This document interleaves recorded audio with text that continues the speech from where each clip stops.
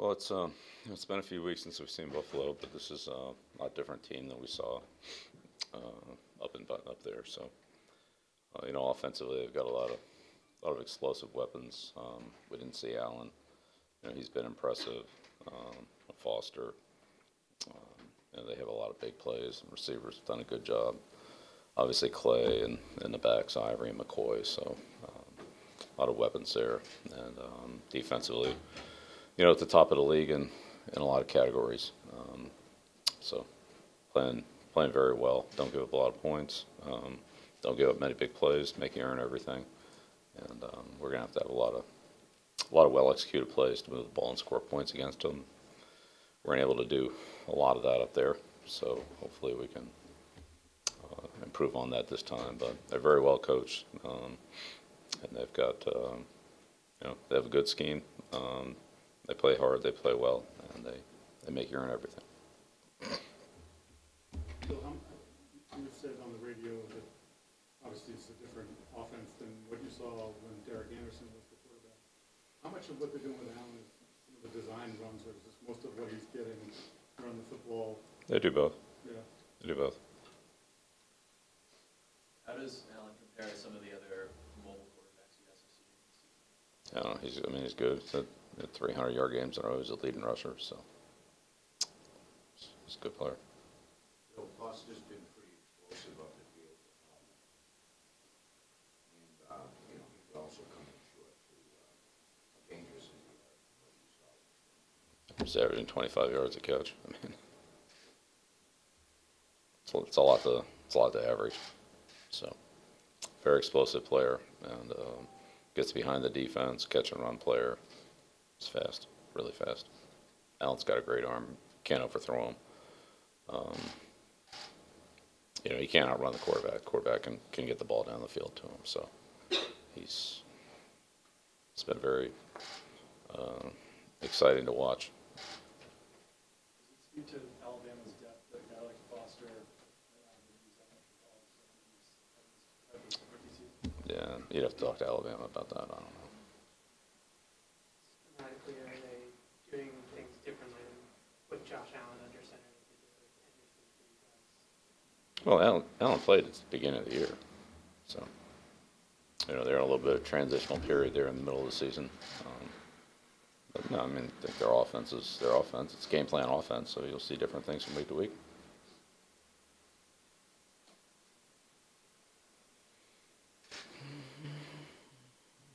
when it comes to McDermott's history? He obviously has been coached on a team that had a big mobile quarterback and can be the other defensive coach. But you've seen similarities in terms of some of the things that Allen can do physically just because of the size and athleticism.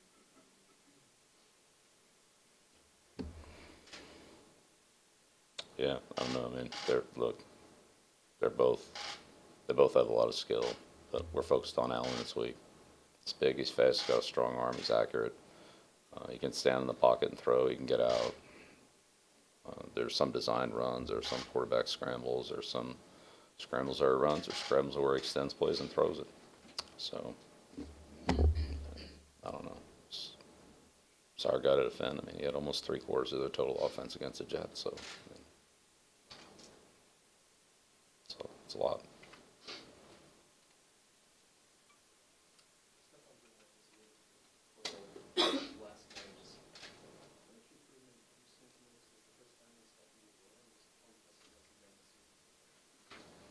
Steph had a good year. Thought he had a good year for us last year. All players improve as they've been in the system longer. So, but he was a good player when he got here. He's had a good year for us. He's almost double the amount of losses he's had about this year from last year. What do you attribute that to? Is that game plan? Yeah, I thought he had a good year last year too. So I don't know about all his stats and all that, but I thought he had a good year. He's having a good year this year.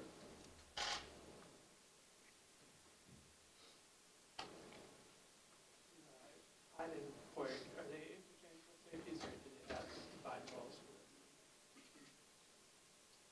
them? Well, Poyer's really a strong safety, Hyde's a free safety, but they don't always rotate to Poyer's side. Sometimes Hyde comes down, but Poyer's down more than Hyde is.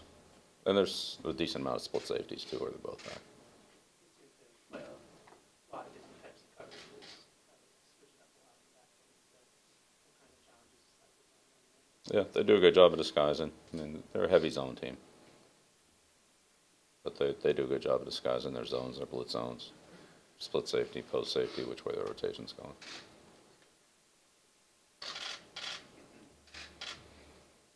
From Ryan Lewis, a player who actually you have spent a lot of time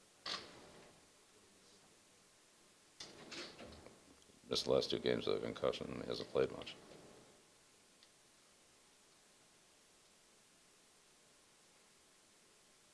It's hard to notice him.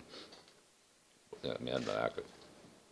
Then coming off the game against the Lions, is there any, how does that help, or does that help at all as you're sort of watching the last game because they use some similar maybe concepts with you guys? Yeah, I don't know. We watch all the games. So. Well, aside from the change of quarterback, what's the most significant difference you see between this Bills team and what you saw at the end of October? Say overall the big plays they have from the receivers and the quarterback. Quarterback's a big difference. I mean, that's a big difference right there. But the receivers, no Benjamin, Foster's emerged. They're much different. And the other guys have continued to play well. Zay Jones, McKenzie, Clay, Ivory, McCoy. Kroom's come on. Tight ends made some plays for him, so he seems to get more involved. But again, they're a game plan team. They do things differently from week to week, but they've gotten production from a lot of different players. Let's see if Coach Bill, your defense does get close enough to Allen to make a play. I mean, is there a different technique that you have to use when you're going against a bigger player? Obviously, a big quarterback last week. Yeah. Yeah, it's sure it's different, and he's strong. He's a strong guy. We've seen him stiff arm some people. He definitely is fast, can outrun guys. So you have to take good angles and obviously wrap him up to try not to let him get started. Bill, you played a big, strong quarterback last week. You got outside the pocket on one particular key play for a 3rd and long conversion. Is there a coaching point that can carry over to this game in that situation, particularly in John Simon's case in that completion to Samuels? Kind of caught in between. You had a mobile quarterback, but he hasn't yet gotten to the line of scrimmage. And there's a pass play that could unfold. Yeah, there are scramble rules that we go through from the pretty much first day of training camp, offensively and defensively, and then there are obviously a lot of sub-bullet points to general rules based on specific situations and so forth. So, not trying to overcomplicate it, but there's some things have application at sometimes and some don't. Depends on whether you're in man coverage, zone coverage, what kind of other things that could happen in the play. And the same thing offensively, what type of pattern you originally have called, where the quarterback scrambles, and kind of general guidelines on what to do. But each play is different, obviously, each scramble and each situation's a little bit different, the distribution's a little bit different. So within those general guidelines, there's flexibility and some freedom for players to try to make decisions and do the best thing that they can to try to create space and get open, and the quarterback to have options so we don't run together or we don't run guys into him when we're trying to separate, and vice versa. They're trying to separate us and how we try to handle that. So each one's a little bit different. How many of the big plays for Buffalo have been of that kind of nature offensively? I'd say most of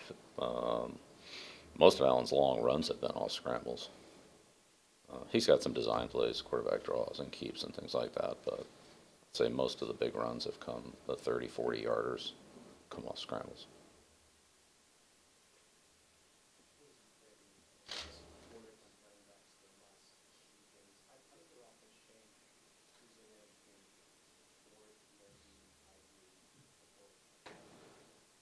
All right, well, Murphy's on IR, so it's down to the other three, and we saw Ivory and McCoy last time. We've seen plenty of those guys throughout the year, so they're both very good. They have different styles.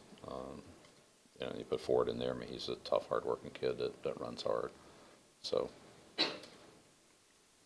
we can't control who's in there. We have to defend our area, defeat our blockers, and the tackling part of it is a little bit different from player to player. But again, fundamentally, if you tackle well, then that's the place to start. So that'll be our emphasis.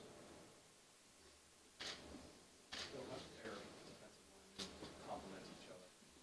What they do inside and wood, especially with them considering them to figure out one pass. Yes, which is pretty much what they've had. And they got a couple big guys inside, but Kyle's active in there. Harrison Williams is a big physical player. They're a little bit in between. Wouldn't say they're just in the running game or kind of just sub pass rushers. They can do both. Certainly outside guys, Hughes is as good an edge rusher as as we see. Murphy's done a good job for him. He's long, strong kid. Plays very physically on the edge. So they roll him in there. They're everybody plays. They all play hard. So they all have a good level of pursuit. Some faster than others, but they take good angles and they pursue hard. Linebackers have good speed, and so looks like there's space on some plays, but they all converge to it pretty quickly, and they don't give up many big plays. It seems like they have a lot of experience there with that group. Does that show up on tape? No doubt. Yeah, they replays well, screens, misdirection plays, things like that. They do a good job, very good job across the board. They're well coached defensively. They don't make a lot of mistakes. They are where they're supposed to be. They play basically the defense the way it's designed to be played. They have a lot of variables in it. They give you some different looks, but I mean, in the end, the guys end up in the spots that they're supposed to be in, and they force you to execute well. And if you don't, then they take the ball away from you or take you out of a drive. They're one of the top 3 and out teams in the league. So a negative run, which they have plenty of those, or an incomplete pass to push you in long yardage, and then they got you off the field. So they're a good 3 and out team, and that's a function of their, I'd say, discipline on defense and the negative plays that they've created in the running game. Kind of a broad question, I guess, but just in general, why do you think playing calm is such an advantage in football? Yeah, I think playing well creates an advantage. So as you go into developing your weekly game plans, maybe I guess this week especially, how well do you feel like you know this team? Are you still experimenting to learn more? Are you still... We're trying to do what we think is best to put together the best plan we can against the Bills. That's what we're doing. So there's a lot of variables every week, whatever they all are, whenever it washes out. And that's what we try to do. Offense, defense, special teams, put together the best plan that we can execute. And that's what this week is, and that's what it's pretty much always been. Changes from week to week, but it's the same process. I think it's any different. Final questions? Do you marvel at all at Kyle Williams being 35 and basically playing virtually every snap in the interior like that? Yeah, he's got a great motor. We had him in the Pro Bowl and kind of got to know him out there one year. Loves football, tough kid. He's got good quickness, good strength, and as we talked about earlier, he's very instinctive. He always seems to be, I want to say knows what the play is, but reacts very quickly to whatever the play is, and he's never really out of position. And since he's right in the middle of the defense, you got to block him on every play, so there's no plays off. You can't run away from him, and he's right in the middle of the front. So He's a factor on every run and pass play, even the outside plays.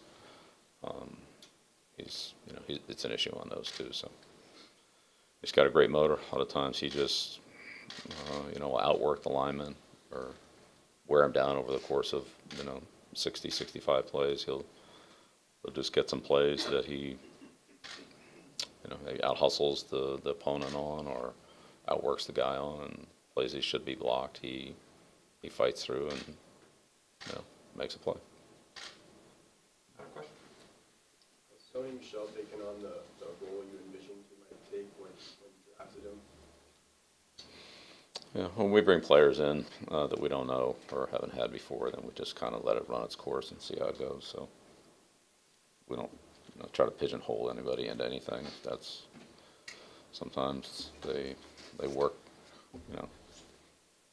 into a similar role that they had in a different organization or different team. Sometimes they don't.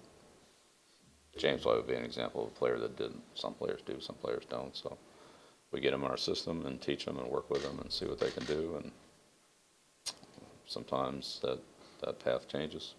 It could change from year to year, or it could change for a career based on how the player's skills fit into what we're doing, or sometimes what else we have at that position, what else we have in that area, and how he's utilized.